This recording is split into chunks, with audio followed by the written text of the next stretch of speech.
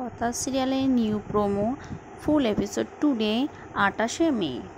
Mister দত্তকে phone করে বলে, আমরা এখন নর্থ বেঙ্গলে আছি, আপনারা এখানে এসে আমার ছেলেকে দেখে শুনে যান বলে ফোনটা কেটে দিলেন। লেখা শশীভূষণকে জিজ্ঞেস করে, বাবা মিস্টার দত্ত কি বললেন?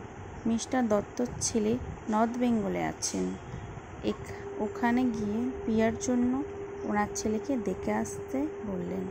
মিস্টার দত্ত নর্থ বেঙ্গলের চা বাগানের মালিকের ছেলের সাথে প্রিয়ার সম্বন্ধ ঠিক করা হয়েছে। এই কথা শুনে বাড়ির সবাই হইচই করে উঠল আনন্দে। আরও সুন্দর সুন্দর ভিডিও পেতে চাইলে আমার চ্যানেলটাকে লাইক সাবস্ক্রাইব করে দিও প্লিজ।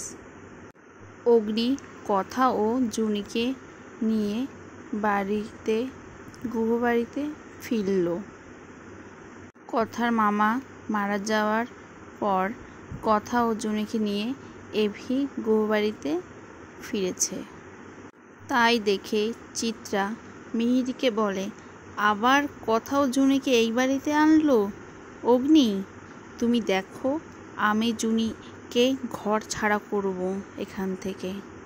জুনি কথাকে বলে, আমি এখানে থাকবো না কথা, আমি হোস্টেলে গিয়ে থাকবো। জুনির কথা শুনে অগ্নি জুনিকে বলে, কেন তুমি এখানে থাকো, কটা দিন থাকো, আমি তোমার জন্য হোস্টেল খুঁজে দেব। তখনই শশীভূষণ জুনিকে বলে, কেন হোস্টেলে গিয়ে থাকবে? দেখো অরুণ আমার ছেলের মতো, তুমি আমার মেয়ের নাতনি মতো। আমি অরুণকে ফ্যাক্টরির কাজের দায়িত্ব দিয়েছিলাম, তার জন্য তো এত বড় একটা ঘটনা হয়ে গেল। আমার কাছে ওর মৃত্যুটা ধোঁয়াশা হয়ে রয়েছে। কথা মনে মনে ভাবল, আমার আপনার মতো খটকা লাগছে।